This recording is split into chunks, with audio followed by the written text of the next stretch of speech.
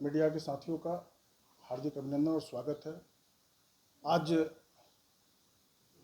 महत्वपूर्ण प्रेस वार्ता में जो विषय है उसको सबसे पहले मैं आपके सामने रख दूं कि बिहार सरकार में पीएचडी विभाग के जो मंत्री हैं संजय कुमार सिंह, वो महुआ से विधायक भी हैं, उनके ऊपर छत्तीसगढ़ के बिलासपुर में माननीय न्यायालय से गिरफ्तारी का वारंट जारी है और गिरफ्तारी का वारंट जारी होने के बाद भी बिहार सरकार जो है लगातार उनको पुलिस सुरक्षा में और जो सुख सुविधा है वो उसको देने का काम कर रही है। तो मेरा मानना है कि जो भी व्यक्ति जो दोषी है या गिरफ्तारी का जिसके ऊपर वारंट है उसको संवैधानिक पद पर 1 मिनट भी रहने का अधिकार नहीं है। 2-3 मामला मेरे संज्ञान में आया है। एक जो अभी हम आपको जो बता रहे हैं छत्तीसगढ़ का जो मामला है उसमें बिहार के ही रहने वाले राजीव नगर, जहां पर रोड नंबर 17 में उनका आवास है, उसमें एक ज़मीन का जो है पावर ऑफ अटर्नी लिया गया था कलकत्ता से, जिसमें 2 करोड़ 20 लाख रुपए का डील हुआ था। उसमें 22 रुपया शब्दों में लिखा गया और बगल में जो वो बॉक्स था उसमें 2222 कर करके लिखा गया है और वो एक इन्वेलप में रख कर करके जिससे पावर ऑफ अटर्नी लेना था उसके पत्नी के हाथ में दे कर करके, और इन्होंने फर्जी तरीके से ज़मीन का पावर ऑफ अटर्नी लिया था। उसको बाद में जब वो राशि का चेक बाउंस हो गया, उसी केस में 3 बार माननीय न्यायालय के द्वारा जमानती वारंट जारी किया गया था। जब राजीव नगर थाना को यह सूचना दिया गया वहाँ छत्तीसगढ़ के बिलासपुर के न्यायालय के द्वारा, यह आप लोग के सामने है अभी जो स्टेटस है, इसमें लास्ट 26/2 को धारा 138 प्राक्रम लिखित अधिनियम के तहत अभियुक्त को गिरफ्तार करने का वारंट जारी किया गया है। तो इसमें नरेंद्र झा के द्वारा भी वीडियो जारी किया गया है और मेरे पास भी संपर्क किया गया, उनके द्वारा लिखित आवेदन भी दिया गया बिहार सरकार के माननीय मुख्यमंत्री जी को, डीजीपी साहब को, लेकिन अभी तक कोई कार्रवाई नहीं हुआ। और इसी में एक सूचना जो माननीय न्यायालय के द्वारा राजीव नगर थाना को दिया गया है, उसमें लिखा गया है राजीव नगर थाना के द्वारा कि महाशय वारंटी संजय कुमार सिंह, पता राजीव नगर रोड नंबर 17 पटना के घर पर गया। अभियुक्त घर पर उपस्थित मिले, उन्हें न्यायालय द्वारा निर्गत वारंट की जानकारी दी गई एवं वारंट की प्रति लेने से उन्होंने स्पष्ट रूप से इनकार किया है। मतलब उनके संज्ञान में ये मामला है कि मेरे ऊपर गिरफ्तारी का वारंट जारी है, उसके बावजूद ना तो उन्होंने न्यायालय का सम्मान किया, न ही न्यायालय में उपस्थित होकर अपनी बात को रखने का काम किया है। तो मैं एक तो ये मामला हो गया। दूसरा चीज़ है आपको कि पिछले कई दिनों से मीडिया के कई साथियों को फ़ोन कर करके, उसका रिकॉर्डिंग भी हमारे पास है, मैं उसका रिकॉर्डिंग भी जारी करूंगा।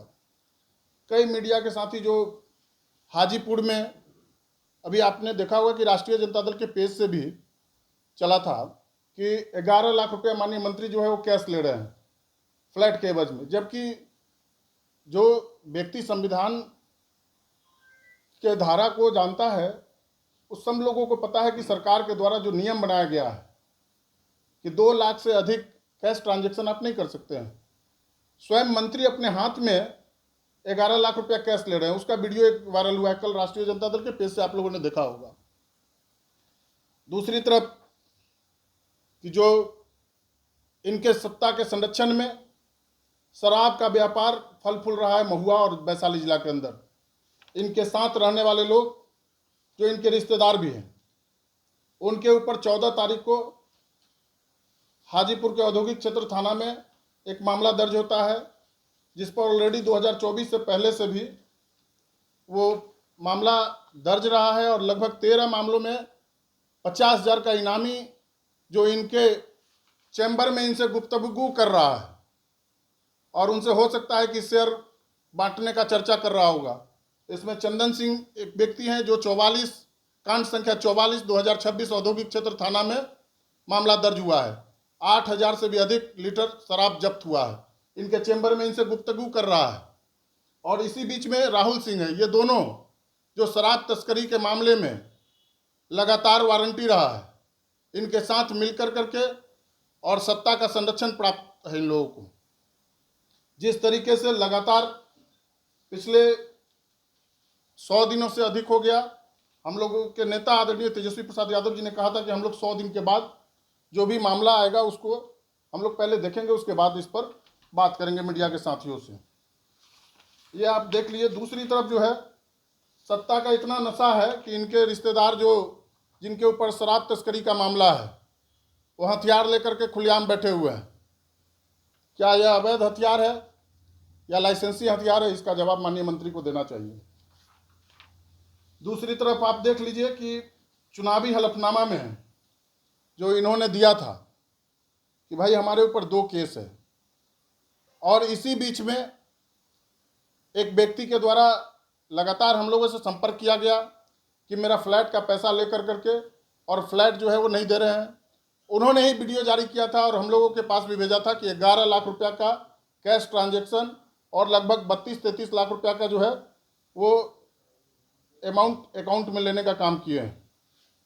लेकिन परसों रात में 12 बजे रात में उसको उसके घर से बुलवा करके और उसके साथ बैठ कर करके मुंह में एक दूसरे को मिठाई खिला रहे हैं।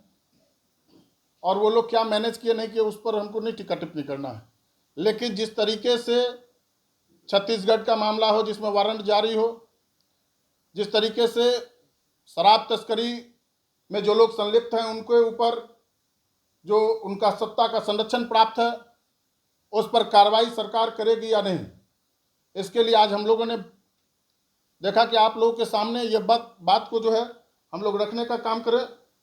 दूसरी तरफ आप देख लीजिए कि चुनावी हलफनामा में उन्होंने दिया है कि मैट्रिक, इंटर और ग्रेजुएशन इन्होंने पास किया है, लेकिन इनका जो डेट ऑफ बर्थ है वो मैंने सूचना के अधिकार से निकाला तो उसमें पता चला कि ये व्यक्ति 2 डेट ऑफ बर्थ इनका है।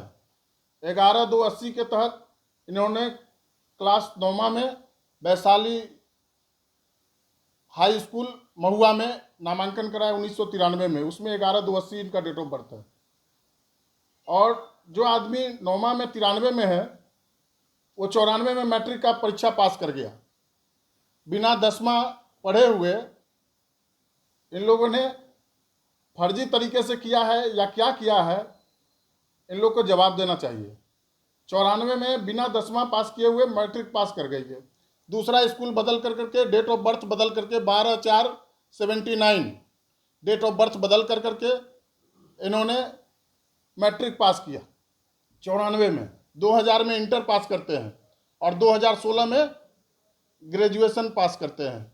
नाम भी बदल दिए, संजय कुमार सिंह के जगह संजय कुमार, पिता का नाम सेम है रामनाथ सिंह, पता भी सेम है, लेकिन डेट ऑफ बर्थ इन्होंने बदल कर करके और फर्जी तरीके से, मुझे जो संज्ञान में आया है कि इन्होंने गलत कर करके चुनावी हलफनामा में जो दिया है, अगर ये संजय कुमार सिंह है तो संजय कुमार सिंह के नाम से सर्टिफिकेट होना चाहिए, वो सर्टिफिकेट संजय कुमार के नाम से है। हम सब लोग जानते हैं कि मैट्रिक, इंटर और ग्रेजुएशन करने में मैक्सिमम 6 साल लगता है, अगर सेशन लेट होता है तो 7 साल लग सकता है ग्रेजुएशन में, लेकिन इन्होंने 22 साल में मैट्रिक, इंटर और ग्रेजुएशन किया है। तो कहीं ना कहीं लगता है कि यह जांच का विषय है, इसकी जांच होनी चाहिए। दूसरी तरफ आप जो एफिडेविट दिया है इन्होंने नामांकन के समय, तो एक व्यक्ति का 2 एफिडेविट नहीं हो सकता है। 11/2/80 और 12/4/79 2 डेट ऑफ बर्थ और नाम में भी बदलाव हुआ है, संजय कुमार सिंह और संजय कुमार।